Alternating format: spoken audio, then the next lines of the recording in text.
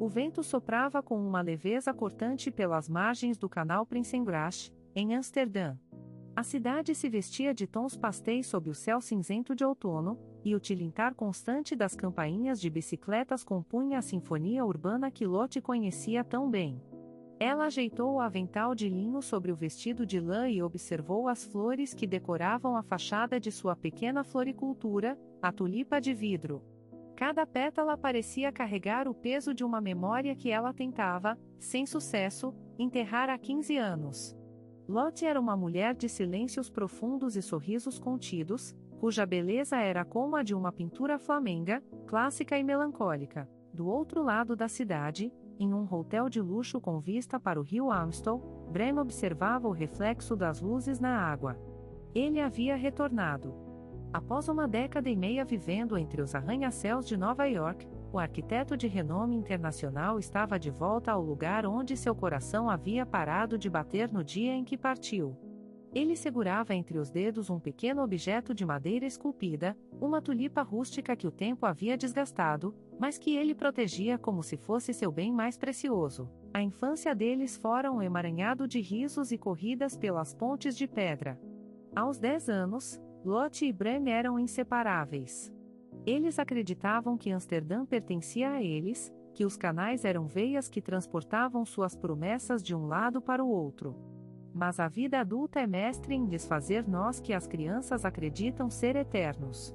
Uma crise financeira na família de Brehm e uma oportunidade de trabalho para seu pai nos Estados Unidos o separaram em uma tarde chuvosa de 2009. O café está esfriando, vovó. Você deveria beber antes que perca o sabor. Lotte falava com a senhora idosa que folheava um álbum de fotos no canto da loja. A avó de Lotte era a única que sabia a extensão da ferida que Brehm havia deixado. Eu sinto que hoje o ar está diferente. Há algo pesado na brisa que vem do Mar do Norte. Lotte não sabia, mas Brehm estava naquele exato momento caminhando em direção ao bairro de Jordan. Ele não tinha um mapa, mas seus pés conheciam o caminho. Ele se lembrava de cada esquina, de cada casa inclinada que parecia sussurrar segredos para quem passava. O destino, em sua ironia habitual, decidiu que o encontro não seria planejado, mas sim um tropeço geográfico. Brehm parou diante de uma vitrine repleta de hortênsias e tulipas raras. O nome da loja fez seu peito arder. Tulipa de vidro. Era o nome que eles haviam inventado para uma flor mágica em suas brincadeiras de criança. Ele hesitou, a mão tremendo ao tocar a maçaneta de latão. O sino da porta tocou, anunciando sua entrada. Bom dia, seja bem-vindo. Posso ajudar a escolher algo especial para... As palavras de Lotte morreram em sua garganta. O tempo parou. O som do tráfego lá fora desapareceu, deixando apenas o som ensurdecedor de 2 corações batendo em ritmos descompassados. Brehm estava mais alto, os ombros mais largos, o rosto marcado pela maturidade, mas os olhos. Aqueles olhos castanhos eram os mesmos que haviam chorado no aeroporto de Schiphol 15 anos atrás. Lotte. O nome dela saiu como um sussurro, carregado de uma saudade que as palavras não podiam descrever. Lotte sentiu que suas pernas poderiam ceder a qualquer momento. Ela se apoiou no balcão de madeira, os dedos apertando a borda com tanta força que os nós dos dedos ficaram brancos. Brehm? É você mesmo? Eu prometi que voltaria, não prometi? Demorei mais do que o esperado, mas os canais sempre trazem o que é da água de volta para a margem. 15 anos, Brehm. 15 anos de silêncio. Você não enviou uma carta depois do primeiro ano. Você desapareceu como se nunca tivesse existido. A mágoa na voz dela era palpável. O clima de dorama se intensificou quando uma chuva repentina começou a bater contra o vidro da loja, isolando os dois em um mundo só deles. Brehm deu um passo à frente, mas parou ao ver o recuo instintivo de Lotte. Eu escrevi, Lotte. Eu escrevi todas as semanas durante 3 anos. Minha mãe. Ela achava que eu precisava de um novo começo. Ela interceptou as cartas. Eu só descobri a verdade no mês passado, quando ela faleceu e deixou uma caixa escondida no sótão. Centenas de envelopes, todos endereçados para cá. Lotte sentiu um nó na garganta. A raiva que ela cultivara como uma armadura começou a rachar. Ela queria acreditar, Mas o medo de se ferir novamente era um muro alto demais para ser saltado com apenas uma explicação. Por que agora? Por que voltar depois de tanto tempo? Eu reconstruí minha vida. Eu cuido da loja, da minha avó. Eu não tenho espaço para fantasmas do passado. Porque eu nunca consegui construir nada em Nova York que fosse tão sólido quanto o que tínhamos aqui. Eu desenhei prédios, pontes e museus, mas em cada projeto, eu buscava a luz de Amsterdã. Eu buscava você em cada rosto que passava pela Quinta Avenida. Eu não sou um fantasma, Lottie. Eu sou um homem que finalmente encontrou o caminho de casa. Ele colocou a pequena tulipa de madeira sobre o balcão. Lottie a reconheceu instantaneamente. Era o presente que ela tinha esculpido para ele com uma faca de cozinha cega no dia antes da partida. Você ainda guardou isso? Está toda gasta. Ela foi meu amuleto. Em todas as noites de solidão, eu a segurava e lembrava da menina que me disse que o amor era como uma flor, precisava de paciência e da dose certa de luz. O silêncio voltou a reinar, quebrado apenas pelo som da chuva. Lottie olhou para o objeto e depois para Bram. Havia tanta dor acumulada, mas havia também uma faísca de esperança que ela pensava ter se apagado para sempre. Você não pode simplesmente aparecer e esperar que as coisas voltem a ser como eram. Amsterdã mudou. Eu mudei. Eu não quero o que tínhamos. Eu quero o que podemos ter agora. Deixe-me apenas mostrar por que voltei. Jante comigo hoje à noite na Magerie-Brugge.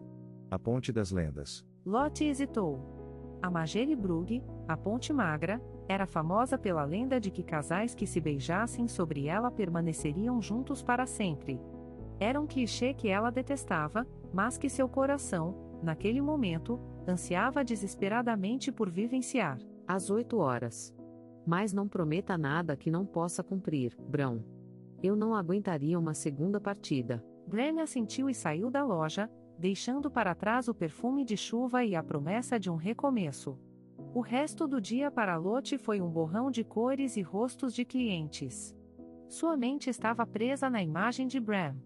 Ela se perguntava se o destino estava jogando com ela ou se finalmente estava lhe concedendo a graça de um final feliz. A noite caiu sobre Amsterdã, e as luzes da cidade começaram a brilhar como diamantes sobre o veludo escuro dos canais.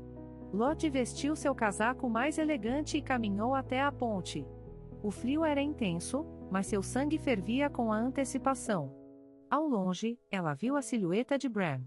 Ele estava encostado na balaustrada, olhando para a água. Quando ela se aproximou, ele se virou e sorriu. Não era o sorriso do arquiteto arrogante de Nova York, mas o sorriso do menino que costumava roubar maçãs do jardim vizinho com ela. Você veio.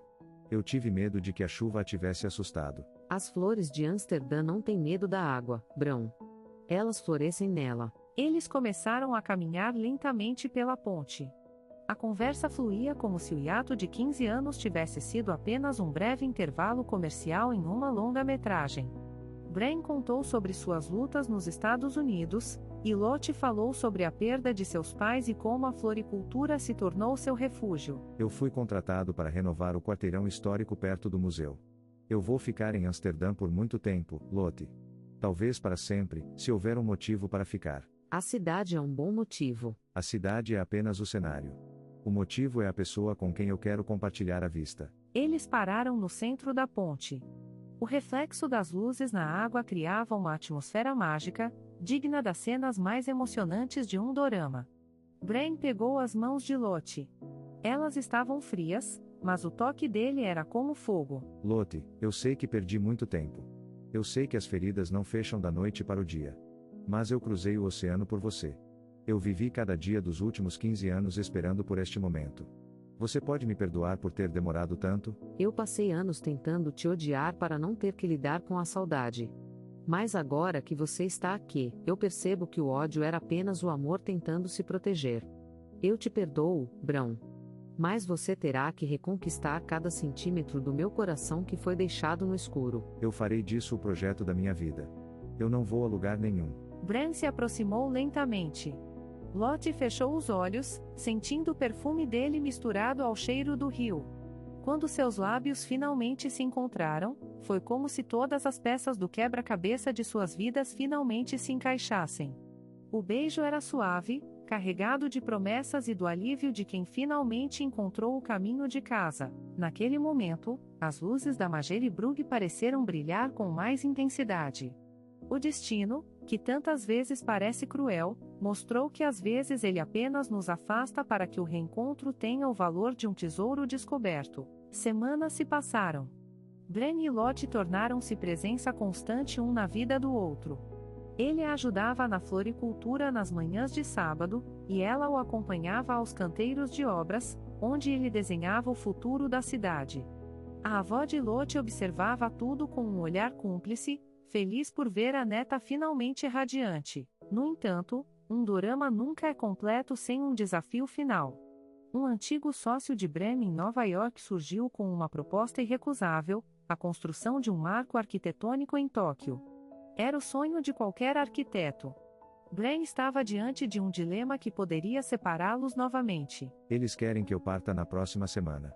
É um contrato de 5 anos. E o que você vai fazer? Lot sentiu o velho medo apertar seu peito. Ela olhou para as tulipas ao redor, sentindo que o ciclo de perdas estava prestes a se repetir. Eu disse a eles que só aceitaria se o escritório fosse transferido para Amsterdã.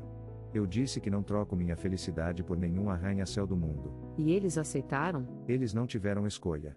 Eles precisam de mim, mas eu só preciso de você. Lot sorriu, e as lágrimas que antes eram de tristeza agora brilhavam como pérolas de alegria.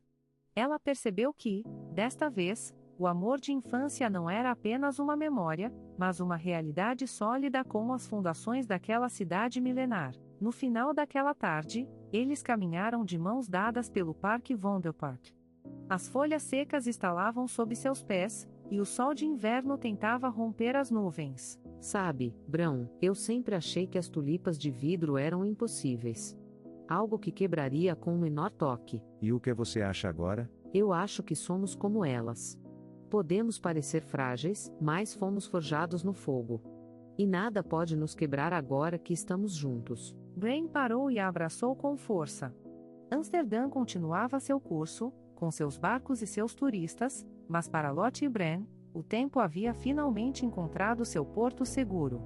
O amor que começou com uma tulipa de madeira no banco de uma praça agora florescia em cada canal, em cada ponte e em cada batida de seus corações reconciliados. A vida dele seguiu como uma melodia suave, provando que o acaso do destino é apenas o nome que damos quando o universo conspira para que a alma encontre sua metade.